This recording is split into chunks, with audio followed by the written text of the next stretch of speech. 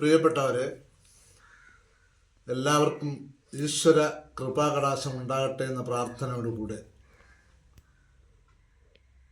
ഇപ്പോൾ ഞാൻ വന്നിരിക്കുന്നത് നമ്മുടെ കേരള സംസ്ഥാനത്തിലെ അന്തരീക്ഷത്തിൽ വളരെ ദുർഗന്ധം പിടിച്ച ചില മാലിന്യങ്ങൾ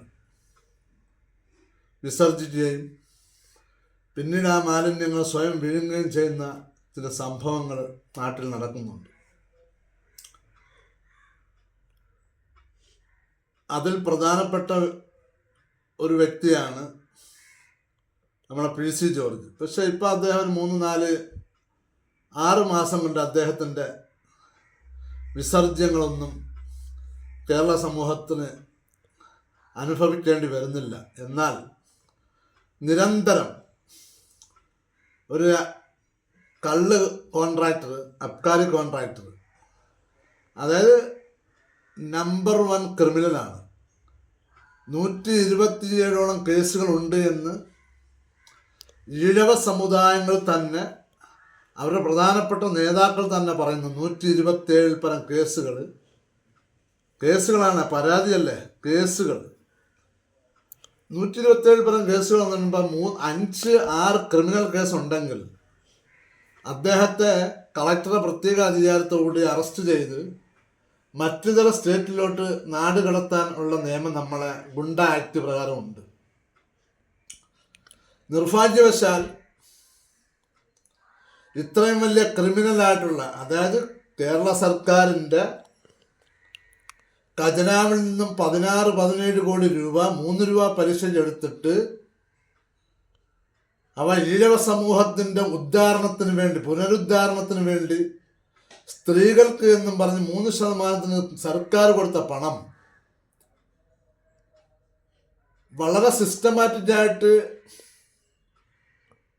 ഈ കള്ള് കോൺട്രാക്ടർ അടിച്ചു മാറ്റി കുടുംബപരമായ രീതിയിലുള്ള കുറേ കമ്മിറ്റികൾ ഉണ്ടാക്കിയിട്ട് ആ പണമെല്ലാം അടിച്ചു മാറ്റി എന്തു ചെയ്തു എന്ന് നമ്മൾ ചോദിക്കാൻ നമ്മൾ അർഹനല്ല. പക്ഷെ സർക്കാരിന് ചോദിക്കാം. ഈ കാശ് തിരിച്ച് കണ്ടുകെട്ടേണ്ടത് സർക്കാരിൻ്റെ ബാധ്യതയല്ലേ? വർഷങ്ങൾ എത്രയായി? 3% പലിശയ്ക്ക് വേണ്ടി സർക്കാർ കൊടുത്ത പണം അത് ദുരുപയോഗം ചെയ്തതിൻ്റെ കാരണത്താൽ 15% ഇൻട്രസ്റ്റോട് കൂടി തിരിച്ചു പിടിക്കേണ്ട സർക്കാരിൻ്റെ ബാധ്യതയാണ്. സർക്കാർ എന്താ അനങ്ങാപ്പാറ നയത്തിലോട്ട് നിൽക്കുന്നത്? ഈ രാജ്യത്തെ, കേരളത്തിലെ പ്രബുദ്ധരായ ജനങ്ങളെ വിഡ്ഢികളാക്കിയിട്ട് കേരളത്തിൻ്റെ ഭൂപ്രകൃതി സമ്പത്ത് തന്നെ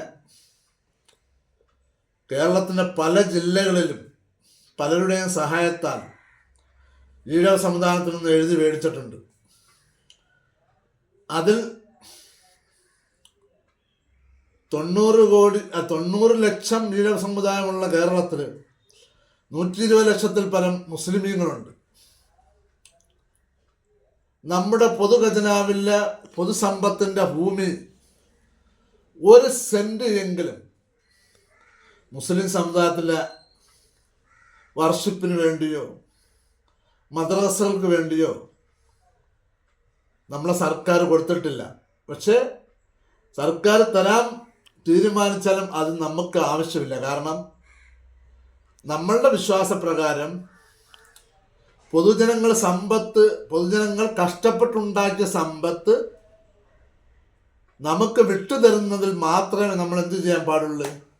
ഒരു വർഷിപ്പിന് വേണ്ടി ഒരു മസ്ജിദോ അല്ലെങ്കിൽ പൊതു കൾച്ചറിന് വേണ്ടി മദ്രസകളോ ഉണ്ടാക്കാൻ പറ്റും. ഈ അവസ്ഥയാണ് കേരളത്തിലെ മുസ്ലിമീങ്ങൾ അനുഭവിക്കുന്നത്. നമ്മുടെ സ്വത്ത്, നമുക്കെല്ലാം അവകാശപ്പെട്ട സ്വത്ത് മറ്റിതര ക്രിസ്ത്യൻസിന്, ഹിന്ദു വിഭാഗത്തിന്, ചില സംഘടനകൾക്ക് തീരെഴുതി കൊടുക്കുക. നമ്മളുടെ അവകാശമുണ്ടോ? ഞങ്ങളുടെ പൊരുത്തമുണ്ടോ? ഇല്ല. ഇത് പറയാൻ വർഷങ്ങളോളം കോൺഗ്രസിലൂടെ മന്ത്രിസഭയിൽ നിന്ന് മുസ്ലിം ലീഗ് ഉണ്ട്, പക്ഷേ പറഞ്ഞിട്ടില്ല. നിങ്ങൾ ചിന്തിച്ച് നോക്കണം, പൊതുസമൂഹം ചിന്തിക്കണം. 1985-90 കാലഘട്ടത്തിലാണ് കേരളത്തിലെ മുസ്ലിമീങ്ങൾ 2, 3, 4% PSC എന്ന് പറയുന്ന പൊതുജനങ്ങൾക്കല്ല പബ്ലിക്കായിട്ട് ജോലി നൽകുന്ന ആ PSC മുഖേന ഒരു 5% ജോലി മുസ്ലിം സമൂഹത്തിന് കിട്ടാൻ തുടങ്ങിയത്. 70, 65, 60 കാലഘട്ടങ്ങളിൽ ഭരണഘടനാപരമായിട്ട് 10-12% മുസ്ലിമുകൾ കിട്ടേണ്ട തൊഴിലിൽ 3% പോലും മുസ്ലിം സമൂഹത്തിന് കിട്ടുന്നില്ല. കാര്യം എന്താ? 47, 57, 67, 77 കാലഘട്ടത്തിൽ 1000 മുസ്ലിം കുടുംബത്തെ എടുത്താൽ 1-2 മുസ്ലിമീങ്ങൾ മാത്രമല്ല കേരളത്തിൻ്റെ പൊതു ഖജനാവിൽ നിന്നും സിവിൽ സർവീസിലൂടെ, അതായത് ഒരു തൂപ്പ് ജോലിയെങ്കിലും 1000-ൽ 1-2 വീട്ടുകാർക്ക് മാത്രമാണ് കിട്ടിക്കൊണ്ടിരുന്നത്. ആ സമയത്ത് അന്ന് ക്രിസ്ത്യൻ സമൂഹത്തിനും സ്വയം ഡോമിനൻ്റ് കാസ്റ്റ് എന്ന് വിചാരിക്കുന്ന ചില വിഭാഗത്തിനും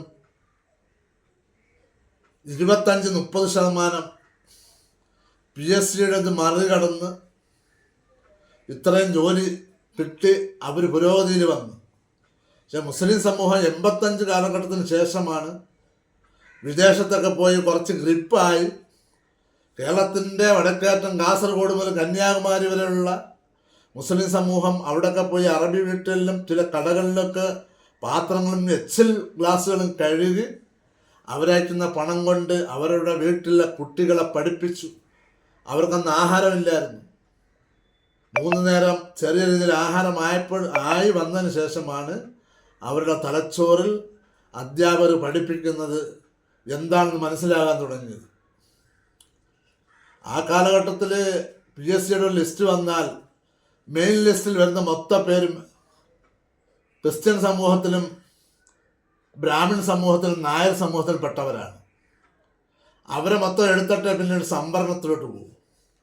പക്ഷെ മുസ്ലിം സമൂഹം പഠിച്ചു വിദ്യാഭ്യാസത്തിൽ ഉയർന്ന് PSC എഴുതിയപ്പോൾ റാങ്ക് ലിസ്റ്റിലൊക്കെ വരാൻ തുടങ്ങിയപ്പോൾ ആ വ്യവസ്ഥ അങ്ങ് മാറ്റി.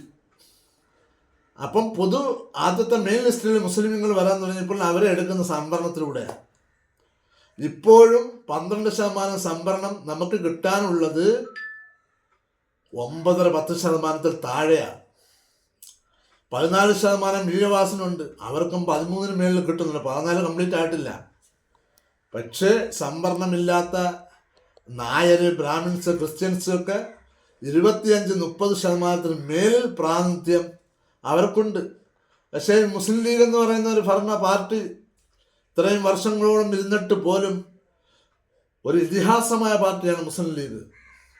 ചാരിറ്റിയുടെ കാര്യത്തിലായാലും ജനങ്ങളെ സഹായിക്കുന്ന കാര്യത്തിലായാലും ജനങ്ങൾക്ക് കിടക്കാളം ഉണ്ടാക്കി കൊടുക്കുന്ന കാര്യത്തിലായാലും. പക്ഷേ മുസ്ലിം സമൂഹത്തിൻ്റെ അവസ്ഥ ദയനീയമാണ്. അതിനെ അഡ്രസ് ചെയ്യാൻ മുസ്ലിം ലീഗ് ശ്രമിച്ചിട്ടില്ല. പഴയ CHO ബാഫക്കി തങ്ങളോ ശ്രീജി ഹാജി സ്വപ്നം കണ്ട മുസ്ലിം ലീഗല്ല ഇന്ന് നിലവിലുള്ളത്. അപ്പം നമ്മൾ വിദേശ രാജ്യങ്ങളിൽ പോയി അധ്വാനിച്ച് പണമുണ്ടാക്കി അവരുടെ വീട്ടിൽ കൊടുത്ത് അവരുടെ കുട്ടികൾ വിദ്യാഭ്യാസം നേടി ഇപ്പം നേഴ്സുമാരുണ്ട്, ഫാർമസിസ്റ്റുകളുണ്ട്, ഡോക്ടർമാരുണ്ട്, എൻജിനീയേഴ്സുണ്ട്. ഇപ്പം ഇവയെല്ലാം ഞാൻ മുന്നിലോട്ട് വന്ന് തുടങ്ങിയപ്പോഴാണ് കള്ള് കോൺട്രാക്ടറുടെ വിസർജ്യങ്ങളെ വാരി വിഴുങ്ങുന്നതിന് കാസ മുന്നിട്ട് നിൽക്കുന്നത്. കാസയ്ക്കാണ് ഏറ്റവും കൂടുതൽ പൊതുജനങ്ങളുടെ, ദളിതരുടെയും മുസ്ലിംസിൻ്റെയും മറ്റുള്ളവരുടെയും അവകാശങ്ങളിൽ നിന്നും ഏറ്റവും കൂടുതൽ തിന്നിട്ടുള്ള കാസ വിഭാഗമാണ്. അവർക്ക് ഇപ്പം കുറഞ്ഞു വരാൻ തുടങ്ങി. അപ്പോഴാണ് മുസ്ലിം സമൂഹത്തെ ഏതൊക്കെ രീതിയിൽ താറടിച്ച് കാണിക്കാം. ഇന്നും മുസ്ലിം സമൂഹം സാക്ഷാർ കമ്മീഷൻ്റെ റിപ്പോർട്ട് പ്രകാരം റിപ്പോർട്ട് നടപ്പിലാക്കാതെ പാലൊളി മുഹമ്മദ് കമ്മിറ്റി റിപ്പോർട്ട് കൊണ്ടുവന്ന് അതിനെ അട്ടിമറിച്ചു. ഇന്ന് മുസ്ലിം സമൂഹത്തിന് കിട്ടുന്നില്ല സ്കോളർഷിപ്പുകൾ. ഏതെല്ലാം രീതിയിൽ പഠിക്കാനുള്ള സ്കോളർഷിപ്പുകളുണ്ട്, അതെല്ലാം 10 വർഷം കൊണ്ട് പിണറായി സർക്കാർ അട്ടിമറിച്ചു. അപ്പം ഇങ്ങനെയുള്ള വ്യവസ്ഥകൾ സമൂഹം തിരിച്ചറിഞ്ഞ് ഇനി അവർക്ക് കിട്ടാനുള്ള അവകാശങ്ങൾ ആവശ്യപ്പെടാതിരിക്കാൻ വേണ്ടിയിട്ടാണ്. ഇപ്പം നമുക്കറിയാമല്ലോ, ഈ 10 വർഷം കൊണ്ട് ആരാണ് കേരളം ഭരിക്കുന്നത്? സത്യം പറഞ്ഞാൽ കരയോഗമെന്ന് തന്നെ പറയാം. 20 മന്ത്രിമാരിൽ 11 അല്ലെങ്കിൽ 10 പേര് നായരുകളാണ്, 5 പേര് ഈഴവാസുണ്ട്, 3 ക്രിസ്ത്യാനികളുണ്ട്, ഒരാൾ മുസ്ലിമുണ്ട് അബ്ദുൾ-റഹ്മാൻ, ഒരാൾ മുസ്ലിമും അല്ല അമുസ്ലിമും അല്ലാത്ത രീതിയിൽ രണ്ടും ഘട്ട വിഭാഗത്തിലുണ്ട് റിയാസ്. അപ്പം നമ്മളെ മനഃപൂർവ്വം താറടിച്ച് കാണിക്കുക എന്നുള്ള ലക്ഷ്യം, നമുക്ക് കിട്ടാനുള്ള അവകാശങ്ങൾ ഇവിടുത്തെ ദളിതനും ന്യൂനപക്ഷ മുസ്ലിമുകൾക്കും കിട്ടാനുള്ള അർഹതപ്പെട്ടത് ഇന്നും പലരുടെയും കയ്യിലാണ്. അവ ഇന്ന് ജനങ്ങൾ തിരിച്ചറിയാൻ തുടങ്ങി. സ്റ്റാറ്റിക്സ് വെച്ച് സംസാരിക്കാൻ ആരുമില്ല. അപ്പം ഇവയെല്ലാം വൈറ്റ് വാഷ് ചെയ്യുന്നതിന് വേണ്ടിയിട്ടാണ് പിണറായി വിജയൻ ചില വർഗീയ ഫാസിസ്റ്റ് മനോഭാവമുള്ള വ്യക്തികളെ കേരളത്തിൻ്റെ പൊതുമണ്ഡലത്തിൽ വിസർജ്യങ്ങൾ ഒഴുക്കാനായിട്ട് ഒഴുക്കി വിട്ടിട്ട് അവരെ പൊന്നാട അണിയിച്ചു, കെട്ടിപ്പിടിച്ചു. അതിൽ തന്നെ ചില കോൺഗ്രസിൻ്റെ നമ്മുടെ കൊല്ലം MP തന്നെ എൻ കെ പ്രേമേന്ദ്രൻ എന്തൊരു ഉത്സാഹത്തോടെയാ കള്ള് കോൺട്രാക്ടറെ, അയാളിൻ്റെ വയറ് തന്നെ കണ്ടാൽ നിങ്ങൾക്ക് മനസ്സിലാകും. പൊതുജനങ്ങളുടെ കട്ട സമ്പത്താണ് അവൻ്റെയൊക്കെ ശിരസിലൂടെ ഓടുന്നത്. അതുകൊണ്ടാണ് വയറ് വീത്ത് ഇങ്ങനെ വരുന്നത്. എന്നിട്ടും പൊതുജനങ്ങൾ മനസ്സിലാക്കുന്നില്ല. പക്ഷേ ഈഴ സമൂഹത്തിലെ നിഷ്പക്ഷപതികളായ ജനാധിപത്യ മതേതര വിശ്വാസികൾ ഇന്ന് അദ്ദേഹത്തിനെതിരെ തെരുവിൽ പ്രക്ഷോഭം നടത്തുന്നുണ്ട്. പക്ഷേ മുഖ്യധാരാ മാധ്യമങ്ങൾ അതൊന്നും അഡ്രസ് ചെയ്യുന്നില്ല. നിങ്ങൾക്കറിയാം, 1936 കാലഘട്ടത്തിൽ ചിറയൻകീഴ് മണനാക്ക് ഭാഗത്ത് ബഹുമാന്യനായ നമ്മളെല്ലാം ആദരിക്കുന്ന ഗുരു ശ്രീനാരായണ ഗുരു അവരെ സംഘടന വളർത്താൻ വേണ്ടി കൂടെ പോകുമ്പോൾ അന്നത്തെ കാലഘട്ടത്തിൽ വളരെ ഒളിച്ചും പാത്തുമൊക്കെയാണ് ഈ സംഭവങ്ങൾ നടത്തുന്നത്. അന്ന് മുസ്ലിം സമൂഹമാണ് അവർക്ക് പട്ടിണി, അവർക്ക് ആഹാരമില്ല. ശ്രീനാരായണ ഗുരുവിനും അദ്ദേഹത്തിന് കൂടെ പോകുന്നവർക്കും പുട്ടും മീൻകറിയും കൊടുത്ത് കട്ടൻ കാപ്പിയും കൊടുത്ത് അവരെ വിശപ്പടക്കിയിരുന്നത്. അത് ശ്രീനാരായണ ഗുരു പല വേദികളിലും പറഞ്ഞിട്ടുണ്ട്. ശ്രീനാരായണ ഗുരു പറഞ്ഞിട്ടുള്ള മുസ്ലിം സമൂഹത്തെയാണ് നാം അടുപ്പിച്ച് ചേർത്ത് നിർത്തേണ്ടതെന്ന്. കൂടുതലൊന്നും പറയേണ്ടത്, നമ്മളെ ഈ അടുത്ത കൊല്ലം ജില്ലയിലെ പരവൂർ ദേശത്ത് SNVARC ബാങ്ക് കൊണ്ട് വന്നത് തന്നെ നമ്മളെ വിശ്വാസം വക്കീലിൻ്റെ നേതൃത്വത്തിൽ, അല്ലെ അദ്ദേഹത്തിൻ്റെ പിതാവോ അവരുടെ ഒരു ബാങ്ക് സ്ഥാപിക്കുമ്പോൾ തന്നെ അതിൻ്റെ 50% ഷെയറുകളും വിദേശത്തുള്ള മുസ്ലിമീങ്ങൾ, ആ ഭാഗത്തുള്ള വിദേശത്തുള്ള മുസ്ലിമീങ്ങളായിരുന്നു എടുത്ത് അവർ പണം കൊടുത്തിട്ടാണ് ആ ബാങ്കിനെ വളർത്തിയത്.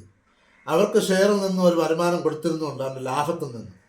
പക്ഷേ ബാങ്ക് 10-50 വർഷം മുന്നിട്ടപ്പോൾ സ്വയം പര്യാപ്തം വലിച്ചപ്പോൾ അതെല്ലാം നിർത്തലാക്കിയത്. ഇന്ന് ഷെയറിന് അവിടെ ഇല്ല, ആർക്കും ഷെയറിൻ്റെ വരുമാനങ്ങളും കൊടുക്കുന്നില്ല, അതിൻ്റെ ലാഭവിഹിതവും ഇല്ല. അങ്ങനെ കേരളത്തിൽ ഈഴവ സമുദായത്തിനെ വളർത്തുന്നതിന് വേണ്ടി കേരളത്തിലെ എറണാകുളം ജില്ല തൊട്ട് വടക്കോട്ട് പുലയ സമുദായത്തിന് കിട്ടുന്ന ഒരു ഡിഗ്നിറ്റി പോലും വടക്കോട്ട് ഈഴവ സമുദായത്തിന് കിട്ടിയിരുന്നില്ല എന്ന ദുഃഖസത്യം നിങ്ങൾ മനസ്സിലാക്കണം. അവരെല്ലാം അടിച്ചോട്ടിരുന്നൊരു കാലഘട്ടം ഉണ്ടായിരുന്നു. അപ്പോഴും ആ സമൂഹത്തെ വളർത്താനും അവരെ സഹായിക്കാനും ഇവിടുത്തെ മുസ്ലിം ചിന്താശക്തിയുള്ള സമ്പത്തുള്ള സമൂഹം മുന്നോട്ട് വന്ന് അവരെ ചേർത്ത് പിടിച്ചു, അവരെ പുനരുദ്ധരിച്ചു മുഖ്യധാരയിലേക്ക് കൊണ്ടുവന്ന് ഇന്ന് ഈ കേരളത്തിലെ IPS മേഖലകളിലാവട്ടെ പോലീസ് സൂപ്രണ്ടുമാർ, പോലീസ് കമ്മീഷണർമാർ, SHOമാർ, ഇതെല്ലാം ഈഴവ സമൂഹമാണ്. മുസ്ലിം സമൂഹത്തിന് ഇവിടെ ഒരു പ്രാതിനിധ്യവുമില്ല. എന്നിട്ടും നമ്മൾ പരാതി പറയുന്നില്ല. ഈ രാജ്യത്തിൻ്റെ മതേതരത്തിൽ വിശ്വസിച്ചുകൊണ്ട് അവയെ കെട്ടിപ്പുണർന്ന് എല്ലാം ഉള്ളിലൊതുക്കി മുന്നോട്ട് പോകുന്ന ഒരു സമൂഹത്തെ വീണ്ടും വീണ്ടും വേട്ടയാടാൻ വന്നാൽ സ്റ്റാറ്റിക്സ് വെച്ചിട്ട് കണക്ക് പറഞ്ഞുകൊണ്ട് ഈ കോൺഗ്രസ് പ്രസ്ഥാനത്തിൽ നിന്നുകൊണ്ട് തന്നെ ഞങ്ങൾ സമരത്തിന് ആഹ്വാനം ചെയ്യും. പക്ഷേ ഇവിടെ ഒരു സംഭവമുണ്ട്. മുസ്ലിം സമൂഹത്തിൻ്റെ മുഖ്യധാര എന്ന് സ്വയം വിശേഷിപ്പിക്കുന്ന കാന്തപുരത്തിൻ്റെ വിഭാഗവും ഈരോഗ സമൂഹത്തിൻ്റെ മുഖ്യധാര എന്ന് പറഞ്ഞ് സ്വയം നടിക്കുന്ന, വിശേഷിപ്പിക്കുന്ന, പരിചയപ്പെടുത്തുന്ന കള്ളാപ്പള്ളി നടേശൻ വിഭാഗവും ഗുരുവിനെ അംഗീകരിക്കുന്നില്ല. കാന്തപുര വിഭാഗം പ്രവാചകനെ അംഗീകരിക്കുന്നില്ല. അവർ സ്വയം ചില അടിസ്ഥാനപരമായ ചില കാര്യങ്ങളെ മാറ്റിയിട്ട് അവർ നല്ലതാണെന്ന് പറഞ്ഞ ചില കാര്യങ്ങൾ കൊണ്ടുവന്ന് സമൂഹത്തിൽ അവതരിപ്പിച്ച്, വിവരമില്ലാത്ത ആൾക്കാരിൽ അവതരിപ്പിച്ച് അവരിൽ നിന്ന് പണം ഈടാക്കി അവർ ഈ രണ്ട് പ്രസ്ഥാനങ്ങളും സ്വയം വളർന്നു എന്നല്ലാതെ കണ്ട് മുസ്ലിം സമൂഹത്തിൻ്റെ അല്ലെങ്കിൽ ഗുരു നാരായണ ഗുരു പഠിപ്പിച്ച കാര്യങ്ങളോ അന്ത്യപ്രവാചകൻ മുഹമ്മദ് നബി പഠിപ്പിച്ച കാര്യങ്ങളോ ഇവരാരും മുഖവിലക്കെടുക്കുന്നില്ല. അവർ സ്വന്തം കഴിഞ്ഞിട്ടിട്ട് ചില കാര്യങ്ങളാണ് പഠിപ്പിച്ചു കൊണ്ടിരുന്നത്. ജനങ്ങൾ നല്ലതാണെന്ന് പറഞ്ഞു. അതിൻ്റെ പ്രധാനപ്പെട്ട കാര്യങ്ങളെന്ന് പറയുന്നത് നമ്മളുടെ ചിലർ അവസാനത്തെ പ്രവാചകൻ മുഹമ്മദ് നബി കൊണ്ടുവന്ന ഖുർആൻ്റെ അർത്ഥം അറിയാനോ അല്ലെങ്കിൽ നമ്മളുടെ ഭഗവത്ഗീത, രാമായണം, ഋഗ്വേദം, യജുർവേദം, അഥർവവേദം ഇവയെക്കുറിച്ചുള്ള അർത്ഥങ്ങൾ പഠിക്കാൻ ആ സമൂഹങ്ങളും തയ്യാറാകാത്തത് കൊണ്ടിട്ടാണ് രാജ്യത്ത് വർഗീയ വിദ്വേഷങ്ങൾ വിതറുന്നത്. ഇവയെ തടയിടേണ്ടത് നമ്മുടെ രാജ്യത്തെ ഫെഡറൽ സംവിധാനത്തെ ഓരോ ഫെഡറൽ സ്റ്റേറ്റുകളും ഭരണാധികാരികൾ ആരാണോ അവരാണ് ഇവയെ തടയിടേണ്ടത്. പക്ഷേ കേരളത്തിൻ്റെ ഭരണാധികാരി ഫാസിസത്തിന് അടിമപ്പെട്ട് ഫാസിസ്റ്റുകളെ സൃഷ്ടിച്ച് മുന്നോട്ട് പോകുന്ന ഈ സമ്പ്രദായം നമ്മൾ പറഞ്ഞാൽ തീക്കൊള്ളി കൊണ്ട് തലചൊറിയുന്നു എന്ന് മാത്രം പറഞ്ഞ് തീർക്കാനുള്ളവയല്ല ഇത്. ഇതിനെ മുഖ്യധാര ജനകീയ മാധ്യമങ്ങൾ നേരിട്ട് ഇങ്ങനെയുള്ള മലീമസമായ വാക്കുകളും പ്രവർത്തികളും കേരള സമൂഹത്തിൽ നിന്ന് തുടച്ചു നീക്കണമെന്ന് പറഞ്ഞുകൊണ്ട് നിങ്ങൾക്കെല്ലാം അഭിവാദ്യങ്ങൾ. ജയ് ഹിന്ദ്.